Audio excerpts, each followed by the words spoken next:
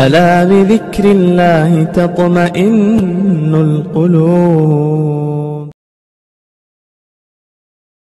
ہم ہر مسجد سے اتنے جڑ جائیں کہ ہماری معلومات جو ہے مسجد کی حد تک مکمل رہے. مسجد والوں کو، مسجد میں جو لوگ کام کر رہے ہیں ان کو آپ کی معلومات رہے اور آپ کو مسجد کی معلومات رہے.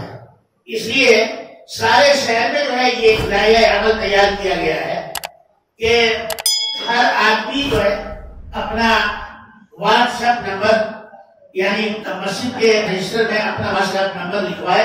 اس لیے کہ یہاں پر اگر کوئی بات ایسی ہوتی ہے تو فوراً مسجد کے ذمہ داران آپ کو میسج دے سکتے ہیں. میں آپ کو بتا دوں کہ ایک صاحب نے مجھے بتایا اپنا نام نہ لینے کی شرط پر کہ حکومت کی یہ پالیسی ہے ہر 1 لاکھ میں سے 20,000 مسلمانوں کے نام کاٹ دیے جاتے ہیں.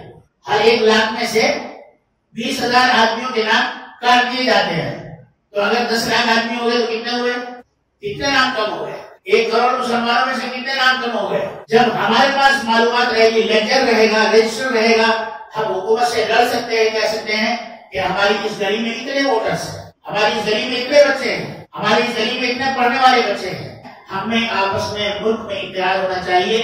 100 سال سے خون ڈالنے کا جو کام RSS نے کیا ہے اللہ کا فضل ہے، انہی کی پالیسیوں سے وہ ناکام ہو چکے ہیں. اب وقت آ گیا ہے کہ ہندوستان کا ہر فرد، چاہے وہ ہندو ہو یا مسلمان ہو یا پارسی ہو یا سکھ ہو یا عیسائی ہو یا بودھ ہو، وہ سب کے سب متحد ہو جائیں اور اپنے ملک کو مضبوط کریں. وآخر دعوانا الحمدللہ رب العالمین.